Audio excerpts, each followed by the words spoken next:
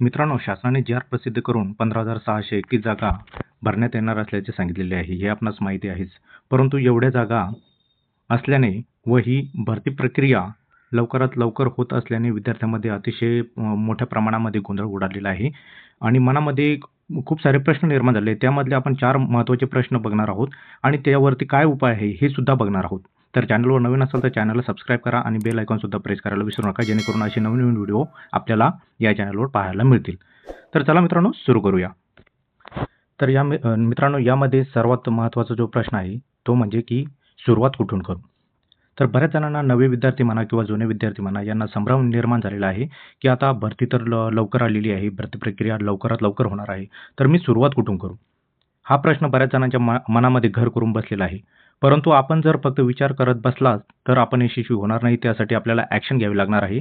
आपल्याला त्यावरती काम करावं लागणार आहे. तर मित्रांनो, तुम्हाला एक सांगू इच्छितो की आपण काय करायचं आहे की सुरुवात आपल्याला करणं खूप गरजेचं आहे. यासाठी आपण जी सुरुवात आहे ना, तर ती आपण तात्याचा ठोकळा जो आहे, तात्याचा ठोकळा यापासून आपण सुरुवात करा. हा ठोकळा वाचण्यास घ्या आणि कंटिन्यू 8 दिवस किंवा 10 दिवस वाचण्यास सुरुवात करा. यापासून सुरुवात करा. जेव्हा आपण सुरुवात करशाल तेव्हा आपण एक एक पाऊल जेव्हा आपण पुढे जाशाल तेव्हा आपल्याला ऑटोमॅटिक मार्ग मिळत जातो की कशा पद्धतीने आपल्याला अभ्यास करायचा आहे. तर बऱ्याच जणांना हा प्रश्न पडलेला आहे की नेमकी सुरुवात कुठून करू. तर तात्याचा ठोकळा घ्या किंवा इतर कोणाचाही ठोकळा असेल जो की आपल्याला समजण्यास उपयुक्त आहे किंवा जो समजतो तो ठोकळा घ्या व अभ्यासाला सुरुवात करा. तुम्ही 8 ते 10 दिवसामध्ये तुम्हाला रिझल्ट तुमच्या समोर येतील की जेव्हा एकदा वाचनाची आवड निर्माण झाली तर आपण व्यवस्थित सर्व अभ्यास हँडल करू शकतो. तर हा सर्वात महत्त्वाचा जो प्रश्न पडलेला आहे मुलांना की सुरुवात कुठून करू, तर आपण तात्याच्या ठोकळ्यापासून सुरुवात करू शकता. त्यानंतर आता दुसरा प्रश्न जो पडलेला आहे की आता मी काय वाचू, नेमकं आता काय वाचू. तर तुम्हाला सांगू इच्छितो मित्रांनो की आपल्यासाठी 4 घटक महत्त्वाचे आहे. मराठी आहे, त्यानंतर गणित आहे, बुद्धिमत्ता आहे, जनरल नॉलेज आहे. या सर्वांचा आपल्याला अभ्यास करायचा आहे. त्यामुळे सर्व विषयातील घटकांचा अभ्यास करणे खूप महत्त्वाचे आहे. त्यामुळे आपण काय करायचं आहे की आपल्याला मराठी, गणित व बुद्धिमत्ता हे विषय दररोज करायचे म्हणजे करायचेच आहे. हे स्किप बिलकुल करायचे नाही. तुम्ही एक वेळेस जनरल नॉलेज म्हणजे इतिहास, भूगोल, नागरिक शास्त्र जे बाकीचे जे सब्जेक्ट जी-केमध्ये येतात, सामान्य अध्ययनमध्ये ते थोडेफार स्किप केले एखाद्या दिवशी तर चालेल. परंतु याची प्रॅक्टिस तुम्हाला दररोज करायची आहे. मराठी व्याकरणची करायची आहे, गणितची करायची आहे, बुद्धिमत्ताची करायची आहे. तर हे तुम्ही सर्व घटक वाचून घेऊ शकता.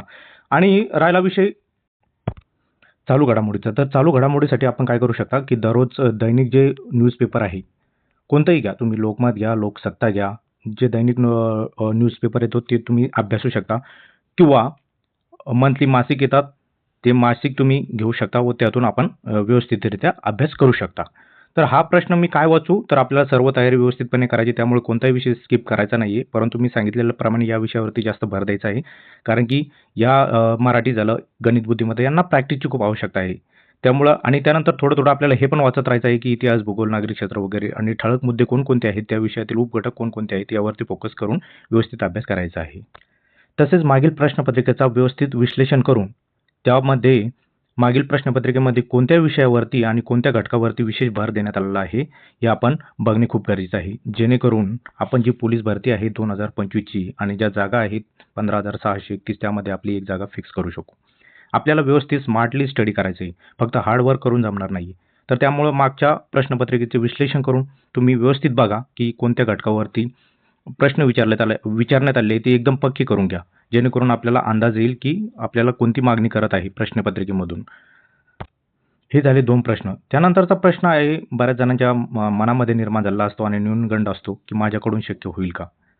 मित्रांनो, तुम्हाला एक सांगू इच्छितो की ज्यावेळेस तुम्ही भरतीची तयारी करताना तर तो प्रवास जो आहे तुम्हाला जगता आला पाहिजे.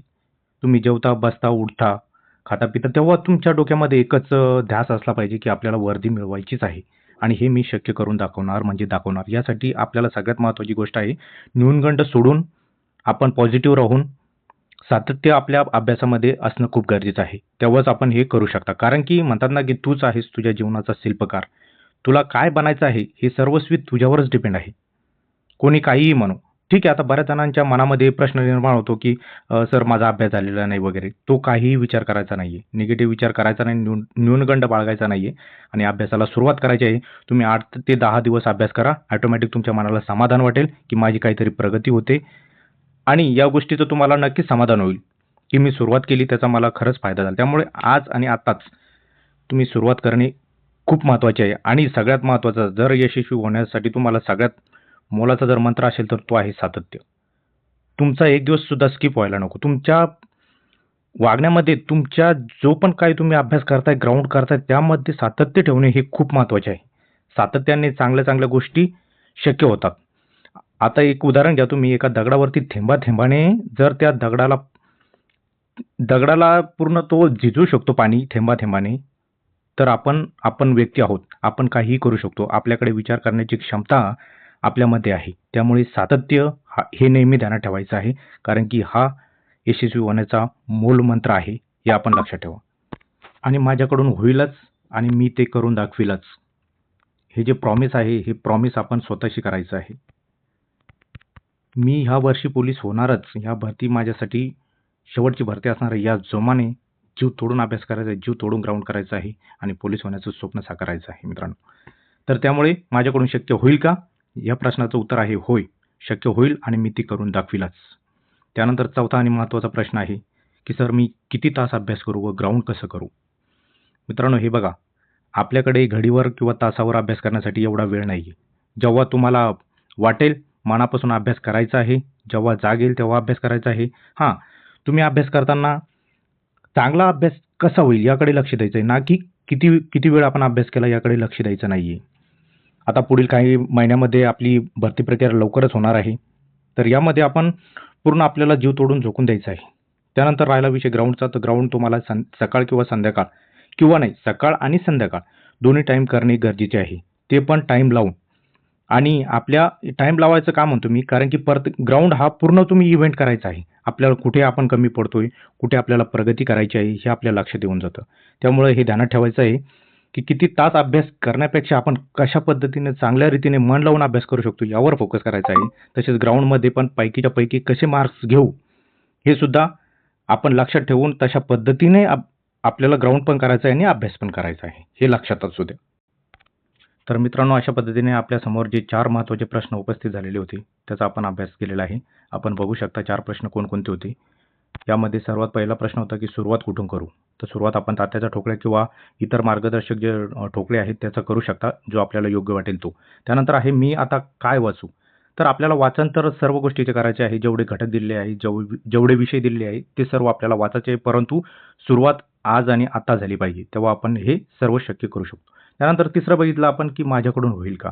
तर मित्रा तूच आहे तुझ्या जीवनाचा शिल्पकार. मी सांगितल्याप्रमाणे तू तुझ्या निगेटिव्ह भावना आपल्या मनामध्ये आणायच्या नाहीये. आपण नेहमी पॉझिटिव्ह असायला पाहिजे. तुमचा अभ्यास झालेला असो किंवा नसो, तुम्ही सातत्याने अभ्यास करा. नक्कीच यश तुमच्या पायी लोळण घालेल हे लक्षात असू द्या. त्यानंतर चौथा आपण जो प्रश्न बघितला, की किती तास अभ्यास व ग्राउंड करता? आता अभ्यास यावरती आपण सविस्तर चर्चा केलीच, की अभ्यास किती तास नसून कसा होईल याकडे लक्ष द्यायचं आहे. ग्राउंडवर व्यवस्थित लक्ष द्यायचं आहे आणि आपल्या फिटनेस तसेच मेंटली आपण स्ट्रॉंग कसे राहू यासाठी आपण प्रयत्न करायचा आहे. तर मित्रांनो आशा करतो की तुम्ही नक्कीच यशस्वी व्हाल. सर्वांना माझ्याकडून बेस्ट ऑफ लक. सर्वजण व्यवस्थित अभ्यास करतील व ह्या वर्षी पोलीस होण्याचं स्वप्न साकार करतील ही आशा करतो. थँक्यू. धन्यवाद.